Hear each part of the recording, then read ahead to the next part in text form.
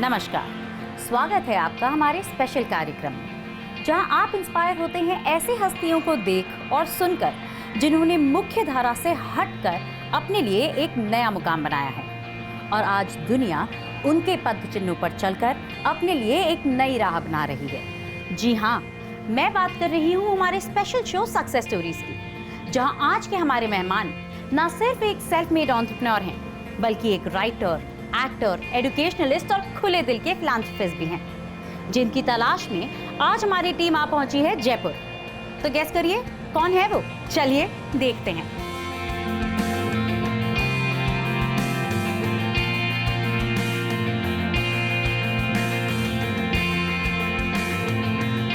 Thank you so much for having me here sir. ये मेरी धर्मपत्नी इंदू है।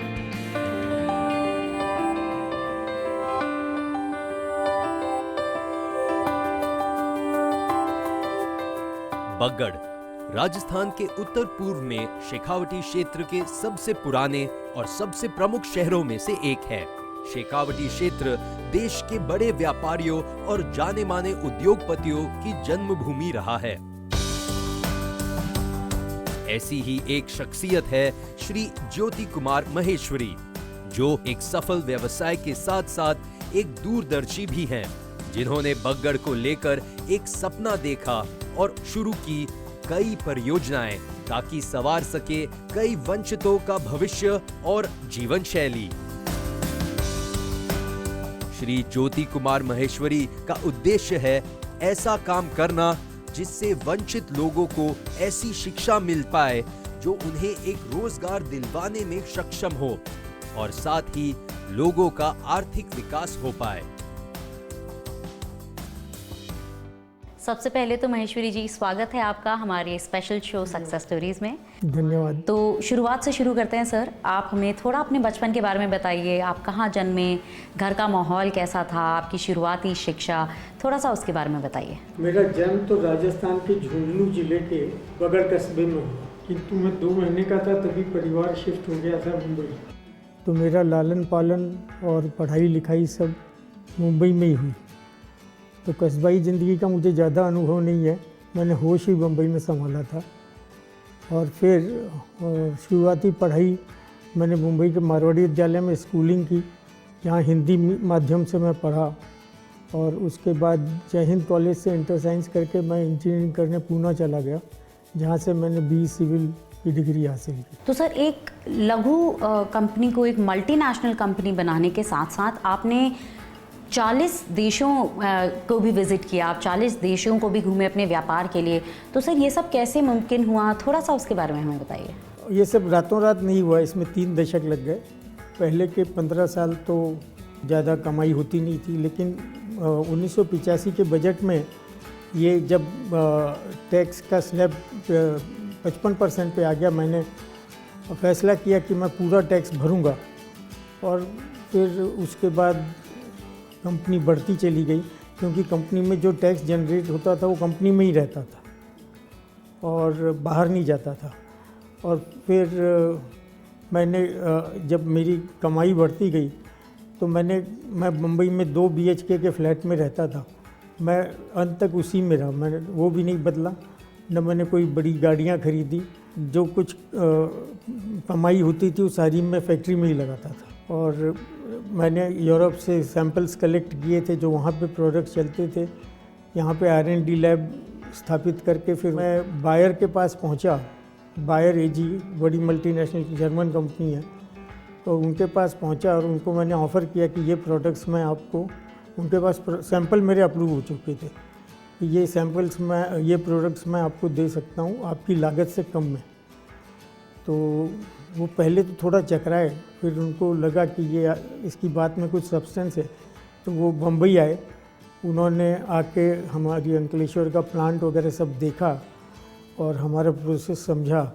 और फिर उन्होंने मेरे साथ टोल मैन्युफैक्चरिंग एग्रीमेंट कर लिया। तो मेरा 70% उत्पादन जो है वो बाहर को जाने लग गया। तो मैं सिर्फ भारत में ही नहीं, एशिया का सबसे बड़ा मैन्युफैक्चरर बन गया व्हाइटनर का। और 1998 में सीबा ने मुझे अप्रोच किया कि अगर आप जॉइंट वेंचर करना चाहें तो वो लोग इंटरेस्टेड हैं, और मैं भी वही चाहता था।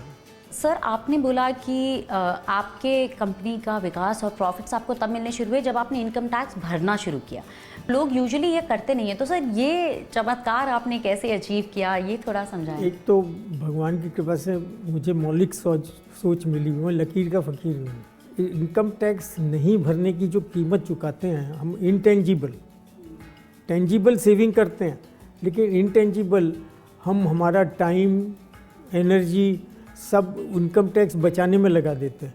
उसी को अगर कमाई बढ़ाने में लगाएं तो फिर आपकी कमाई कई गुना बढ़ जाती है टैक्स देने के बाद भी। तो ये आपका फ़र्ज़ है कि आप सही सही इनकम टैक्स भरें, उसके बाद आप कुछ दान पुण्य करें, बिना इनकम टैक्स भरे नहीं करें। क्योंकि तसले की चोरी करे सुई का दान, और ऊपर चढ़ के देखे कब आए विमान। आपने अलग अलग क्षेत्रों में बहुत काम किया है, तो सर मैं जानना चाहती हूँ कि आपका पैशन क्या है। मैंने ज़िंदगी में जो कुछ किया पैशनेटली ही किया है, और उसको एंजॉय भी किया है। फिर बाकी मेरे शौक़ रहे हैं, जैसे थिएटर करना एक शौक़ था। फिर मैं हिंदी में हास्य की कविताएं लिखता था, कवि सम्मेलनों में भी जाता था। 70 के दशक में, 80 के दशक में मैं हिंदी में व्यंग लिखने लग गया था, तो वो भी कुछ अखबारों में प्रकाशित होते थे। तो कुछ थोड़ा बहुत लिखने का भी शौक़ था। मैं मानता हूँ कि सफलता सिर्फ धन अर्जित करना ही नहीं होता, उस धन का आप किस तरीके से उपयोग करते हैं ये भी उतना ही इम्पोर्टेंट होता है। तो मैंने 60 की उम्र में पहले तय कर रखा था कि मैं बिज़नेस से रिटायरमेंट ले लूँगा और बम्बई भी छोड़ दूँगा। तो मैं जयपुर आया ही सेवा करने के लिए हूँ, और मेरा जो ट्रस्ट है, हमने जो ट्रस्ट स्थापित कर रखा है, वो समाज के निचले तबके के उत्थान के लिए काम करता है। और बगड़ में 3 इंस्टीट्यूट लगा रखे हैं। ITI है, फार्मेसी का डिप्लोमा कॉलेज है, और एक ITI के ट्रेनिंग इंस्टीट्यूट के लिए ट्रेनर्स तैयार करता है। माना कि इस जहान को गुलशन न कर सके, कांटे कुछ तो कम हुए गुजरे जहां से।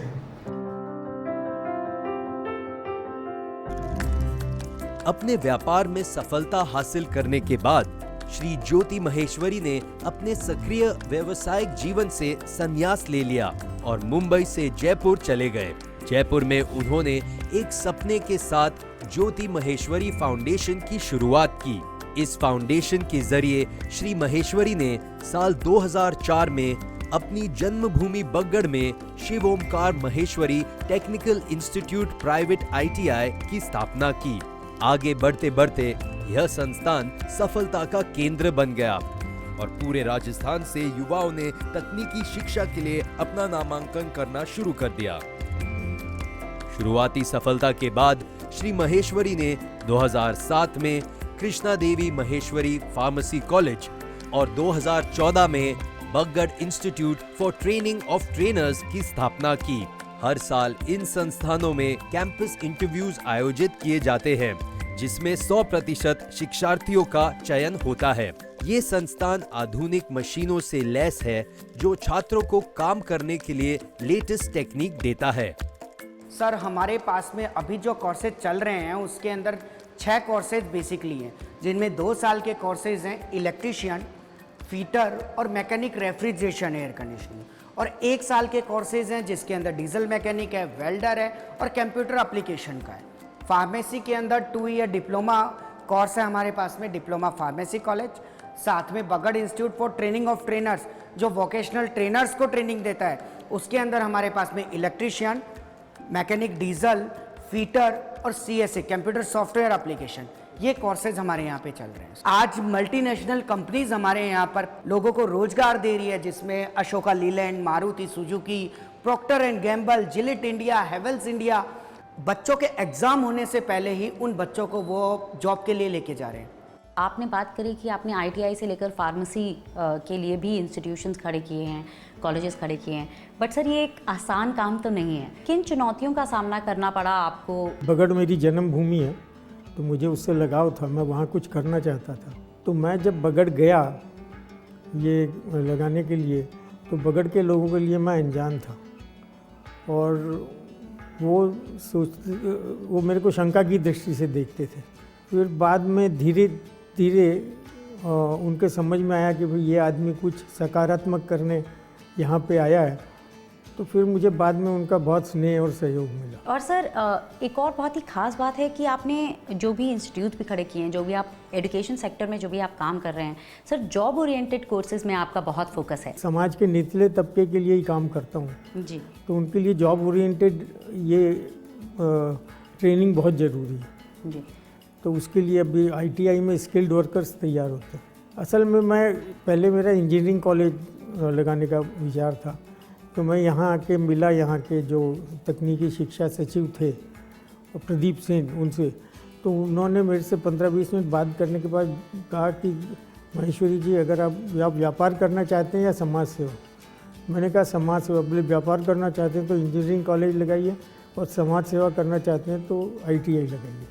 ओह, तो वहाँ से आपको ये तो प्रेरणा IT मिली। हाँ, मैंने इंजीनियरिंग की है, लेकिन ITI मैंने कभी देखी नहीं थी, मुझे कोई आइडिया नहीं था। संयोग से करीब अगले 10-15 दिनों में मुझे जसवंतगढ़ जाना पड़ा। जसवंतगढ़ में मैंने तापड़ियों की ITI देखी, तो उससे मुझे प्रेरणा मिली कि मुझे भी बगड़ में ITI लगानी चाहिए। और वहाँ पे बजरंग लाल जी तापड़िया ने भी मुझे इसके लिए प्रेरित किया, और मुझे मार्गदर्शन भी उनका मिलता रहा ये ITI लगाने में बगड़ में। तो वक्त हो गया है एक छोटे से ब्रेक का, हम जल्द ही लौटेंगे। देखते रहिए success stories with Jyoti Kumar Maheshwari.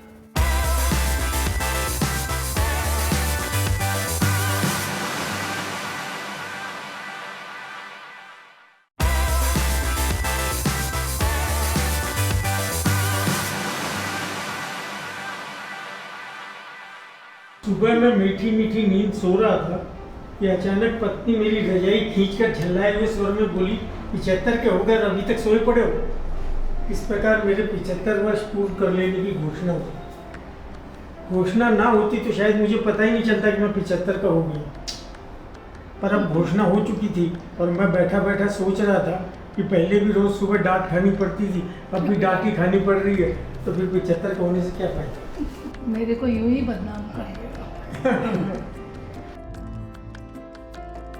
आपने इस पूरे जर्नी में आपकी, जिसमें आप अपने बिजनेस को इतना बढ़ा रहे थे सर, ये बुक राइटिंग का ख्याल आपका कैसे आया? देखिए, वैसे तो मैं व्यंग लिखता था, मेरे व्यंग कुछ पत्र पत्रिकाओं में प्रकाशित होते थे 80 के दशक में। उसके बाद लिखना छूट गया था, लेकिन मैं डायरी लिखता रहा था। फिर बाद में मेरे को लगा कि मैं जिन शहरों से मेरा जुड़ाव है वहाँ के संस्मरण लिखूं। ये असल में संस्मरण है, लोग इसको मेरी आत्मकथा समझ रहे हैं, लेकिन ये संस्मरण सिर्फ उन्हीं शहरों तक सीमित है। तो मैंने लिख लिए। तब एक दिन मेरे एक मित्र यहाँ आए थे, उन्होंने फाइल उठा के पढ़ने लगे, और वो पढ़ने लगे तो उन्होंने अंत तक छोड़ा ही नहीं उसको। वो पूरी पढ़ के 4-5 घंटे बाद छोड़ी उन्होंने, और वो बोले कि बहुत रुचिकर भी है, प्रेरक भी है, आप इसको छपवाइए। तब मैंने वो विश्वनाथ जी सचदेव जो से मित्रता थी मेरी, उनको बम्बई भिजवा दी वो पांडुलिपि। फिर बाद में उन्होंने कहा कि बहुत बढ़िया है, आप छपवाओ इसको। तो सर मैं एक्चुअली ये भी आपसे जानना चाहूँगी कि एक किसी भी इंसान की कामयाबी में दृढ़ निश्चय, उसका संकल्प, ये सब तो मायने रखता ही है, बट फैमिली और फ्रेंड्स भी बहुत मायने रखते हैं। तो उनका क्या योगदान रहा है? एक तो आपने हमें बताया ही कि कैसे उन्होंने आपकी बुक पब्लिशिंग में हेल्प करी। सबसे बड़ा योगदान तो पत्नी का सहयोग मिलना बहुत ज़रूरी होता है। तो मेरी पत्नी ने मेरे संघर्ष के दौरान और हर संकट के समय वो मेरे साथ मजबूती से खड़ी रही। यानी जब मैंने अंकलेश्वर की यूनिट लगाई तो वो 10 गुना कैपेसिटी में बढ़ा रहा था, तो वो बड़ा जुआ था, और उसमें मेरी पत्नी की सहमति थी। हालांकि मेरी 2 लड़कियों की तभी तक शादी नहीं हुई थी, और मैंने कहा कि भाई ये अगर इसमें मेरे को विश्वास है कि ये पार हो जाएंगे, नहीं हुए तो एक बार कमाई चौपट हो जाएगी और फिर उभरने में टाइम लगेगा। तो वहाँ भी उसका मेरे साथ पूर्ण सहयोग था। और तो पत्नी का मैंने 25 साल तक उसको एक गहना बनवा के नहीं दिया। उसने न कभी मांग की और न कोई शिकायत की। पत्नी का सहयोग के बिना तो आप आदमी कुछ कर नहीं सकता। दूसरे एक मेरे मित्र थे शरद भाई कोठारी जयसिंह डाई कैंप के, जो जिनको मैं गुरु मानता था, और वो रिएक्टिव डाइज बनाते थे। तो उनसे मुझे बहुत गाइडेंस मिलता रहा। ज़्यादातर बिजनेसमैन मानते हैं कि प्रॉपर्टी में निवेश करना सबसे इम्पॉर्टेंट है, और ज़्यादातर हमने देखा है कि लोग प्रॉपर्टी में निवेश करते हैं, लेकिन आपने ऐसा नहीं किया। इसके पीछे कोई खास वजह? देखिए, मैं प्रॉपर्टी में निवेश को जमाखोरी मानता हूँ। जब आप प्रॉपर्टी में निवेश करते हैं तो उसमें एक आर्टिफिशियल तेज़ी आती है, ये सब प्रॉपर्टी के इन्वेस्टर्स के कारण आती है, और वो प्रॉपर्टी एक्चुअल यूज़र के आउट ऑफ रीच हो जाती है। तो इसलिए मैं प्रॉपर्टी में निवेश नहीं करता हूँ। सर, अब हम अगर बात करें, आपने हमें बताया कि आपके फैमिली और फ्रेंड्स, आपकी वाइफ ने कितना इम्पोर्टेंट रोल प्ले किया है आपके सक्सेस में। और सर, यूजुअली स्पेशली आजकल भी हम देख रहे हैं वर्क लाइफ बैलेंस काफ़ी चर्चे में आ गया है। एक संतुलन मेंटेन करना काफ़ी इम्पोर्टेंट हो गया है लोगों के लिए। तो सर, आपने ये कैसे अचीव किया, वो भी तब जब आप एकदम एक छोटी सी कंपनी को आप मल्टीनेशनल लेवल पे लेकर जा रहे थे? देखिए, संतुलन तो हर चीज़ में ज़रूरी होता है, भले आपकी वर्किंग लाइफ हो, भले पर्सनल लाइफ हो। आप क्रिकेट भी खेलते हैं, जब आप एक कैच पकड़ते हैं और अगर आपने बहुत कस के बॉल पकड़ ली तो फिसल जाएगी, और ज़रा लूज हाथ रखा तो गिर जाएगी। तो उस पर भी एक बैलेंस रखना पड़ता है। तो वैसे ही संतुलन तो बहुत ज़रूरी है किसी भी चीज़ के लिए। अति में कोई चीज़ अच्छी नहीं होती। अति का भला न बरसना, अति की भली न धूप। ज़्यादा पानी बरसता है तो भी नुकसान देता है, धूप ज़्यादा रहती है तो भी नुकसान देती है। और अति का भला न बोलना, अति की भली न चुप। ज़्यादा बोलना भी नुकसानदायक है और ज़्यादा चुप रहना भी नुकसानदायक है। इसलिए बैलेंस रखना बहुत ज़रूरी है। आपने अपना मेजर आपका जीवन मुंबई में ही गुजरा है, और फिर आप जयपुर वापस आए सेवा भाव से, आप सेवा करना चाहते थे। तो ये ख्याल कैसे आया और आपने इसको हकीकत में कैसे बदला? ये पहले तो क्या है कि इसके लिए थोड़ा पागलपन होना ज़रूरी है। वो तो मुझे लोग पागल मानते थे कि मैं जयपुर आ रहा हूँ। अगर मुझे रुपया ही कमाना होता तो बम्बई से बढ़िया कोई जगह थी नहीं। तो फिर मैंने उससे तो मुक्ति पाली थी। तो मैं यहाँ जयपुर आया क्योंकि मुझे जयपुर से एक राजस्थान से लगाव था, और दूसरा मुझे छोटे शहरों की ज़िंदगी पसंद थी। मैं 4 साल हॉस्टल में रहा था छोटे शहरों में इंजीनियरिंग के दौरान, तब से मुझे छोटे शहर अच्छे लगते थे। और मैं आज से 20 साल पहले जयपुर मुझे गांव का गांव और शहर का शहर लगा। तो सर, आपने हमें काफ़ी चीज़ें बताई जो आपने काफ़ी हट के करी हैं, भले ही वो आपकी निजी ज़िंदगी हो चाहे आपकी इन्वेस्टमेंट प्लान हो। तो सर, ऐसे स्पेसिफिकली अपने बिजनेस को लेकर आपने क्या हट के डिसीजंस लिए हैं, थोड़ा वो हमें बताएं। मेरे ख्याल से तो सबसे सही निर्णय मेरा पूरा इनकम टैक्स भरने का ही था, और वो ज़माना डाइवर्सिफिकेशन का था। तो मैंने डाइवर्सिफाई नहीं किया, लेकिन मेरे को बहुत सलाह मिलती रही कि मैं डाइज वगैरह में भी डाइवर्सिफाई कर रहा हूँ, लेकिन मैंने फोकस वाइटनर पे ही रखा अपना। और 90s में मेरी कंपनी बड़ी हो गई थी, और मैं चाहता तो लिस्टिंग करवा भी सकता था, लेकिन मैंने लिस्टिंग नहीं करवाई, क्योंकि मैं जानता था कि अगर लिस्टिंग अगर मैं करवा लेता हूँ तो उस ज़माने में क्या था कि लिस्टिंग के लिए लोग जो प्रॉफिट नहीं है वो भी दिखाते थे। विंडो ड्रेसिंग बहुत होती थी जिससे उनको प्रीमियम ज़्यादा मिल सके। आपको दूसरे शब्दों में कहूँ तो वे सच धज के बाज़ार में खड़े हो जाते थे, और दूसरे लोगों को कॉम्पिटिटर्स को अट्रैक्ट भी करते थे। तो मैंने देखा था कि कई कंपनियों का ये आया पब्लिक इशू, उसके बाद उनके इतने कॉम्पिटिटर आ गए कि वो उनके खुद के पाँव पे ही कुल्हाड़ी पड़ गई। लिस्टिंग नहीं की, तो मेरी कंपनी जब तक मैंने जॉइंट वेंचर किया नॉन लिस्टेड कंपनी थी। आपके लिए सक्सेस क्या है? मेरे लिए सक्सेस से मैंने पहले भी आपको बताया कि धन अर्जित करना नहीं है, उसका सही सही उपयोग भी करना है। जी। और मैंने मारवाड़ी विद्यालय में शिक्षा पाई जो मारवाड़ी समाज के चंदे से बना था, फिर सिंधी समाज के चंदे से बनी, जय हिंद कॉलेज में शिक्षा पाई, फिर सरकारी कॉलेज में इंजीनियरिंग की। तो मैं समझता हूँ मैं आज जो भी हूँ वो सब इन संस्थाओं की वजह से हूँ, और इस देश ने मुझे जो सुविधाएं प्रदान की है उनकी वजह से। हम जो भी उपयोग करते हैं, आवागमन का कोई भी साधन हो, सड़कें हैं, बिजली है, पानी है, ये सब सब्सिडाइज्ड होते हैं, लेकिन हम कंप्लेन करते रहते हैं कि हमारे लिए सरकार कुछ नहीं करती। मेरे घर के सामने खड्डा है, वो सरकार नहीं भरती, लेकिन जो सुविधाएं हम भोगते हैं उसकी हम बात नहीं करते। तो मैं समझता हूँ कि मैं इन सब के प्रति ऋणी हूँ, तो मुझे समाज को देने के लिए कुछ करना है, और पर्टिकुलरली निचले तबके के उत्थान के लिए काम करना है। वही मैं करता हूँ और मरते दम तक वही करना चाहता हूँ।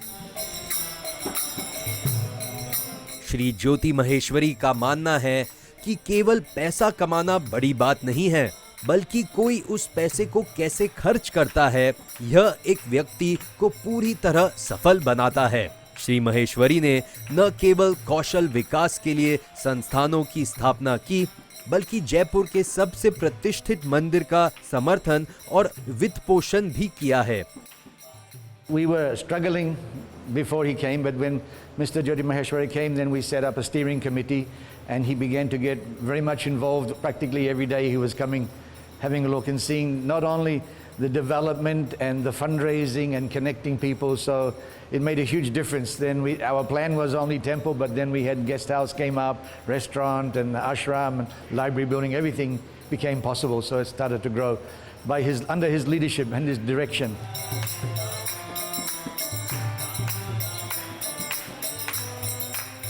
Sir, charity begins at home में आपका काफ़ी दृढ़ विश्वास है, तो सर इसके बारे में आप मुझे बताइए कि आप हमारे व्यूअर्स को क्या सीख देना चाहेंगे, क्या बोलना चाहेंगे आप व्यूअर्स को कि वो भी प्रभावित हों, चैरिटी बिगिंस एट होम पे बिलीव करें और अपनी आगे की ज़िंदगी थोड़ा बेटर करें।